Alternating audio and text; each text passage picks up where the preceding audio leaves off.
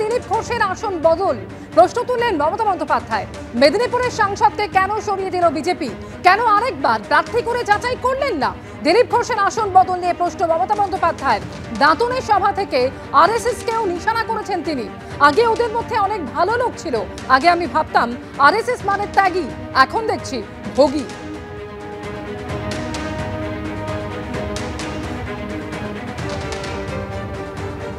আপনাদের মেদিনীপুরের যিনি এমপি ছিলেন তাকে সরিয়ে দিতে হলো কেন? কেন সরিয়ে দিলেন? কেন তাকে আরেকবার প্রার্থী করে যাচাই করলেন না? মানুষ গ্রহণ করছে কি করছে না? আমি শুনেছি কেশিয়ারিতে একটা আরএসএস এর বড় স্কুল আছে, অনেক প্রপার্টি করেছে ওরা। আগামী ভাবতাম আরএসএস মানে ত্যাগী, ওদের মধ্যে কিছু ভালো লোক ছিল। আজকে ভোগ করতে করতে এমন ভোগী হয়ে গেছে, ত্যাগটা ছেড়ে দিয়েছে, আজকে ভোগকে আশ্রয় করেছে, যার জন্য বিজেপি এত নোংরামি করছে, এত ডার্টি গেম খেলছে, এত অসভ্যতামি করছে, এত বর্বরতা করছে। আপনারা জানেন দিলীপ ঘোষের এবারে কেন্দ্র পরিবর্তন হয়েছে। মেদিনীপুরের বদলে এবারে বর্ধমান দুর্গাপুর থেকে তিনি লড়াই করছেন, আর তা নিয়ে প্রশ্ন তুললেন মমতা বন্দ্যোপাধ্যায়। কেন দিলীপ ঘোষের আসন বদল?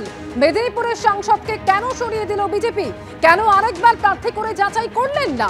দিলীপ ঘোষের আসন বদল নিয়ে এভাবেই আজকে প্রশ্ন তুলেছেন মমতা বন্দ্যোপাধ্যায়। দাঁতনের সভা থেকে তিনি একই সঙ্গে আরএসএসকেও নিশানা করেছেন।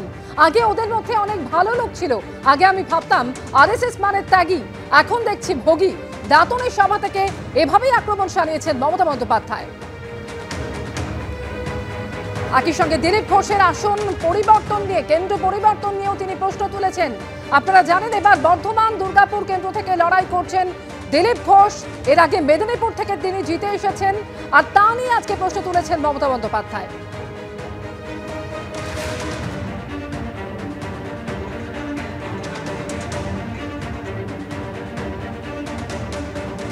আপনাদের মেদিনীপুরের যিনি এমপি ছিলেন তাকে সরিয়ে দিতে হলো কেন? কেন সরিয়ে দিলেন? কেন তাকে আরেকবার প্রার্থী করে যাচাই করলেন না? মানুষ গ্রহণ করছে কি করছে না? আমি শুনেছি কেশিয়ারিতে একটা আরএসএস এর বড় স্কুল আছে, অনেক প্রপার্টি করেছে ওরা।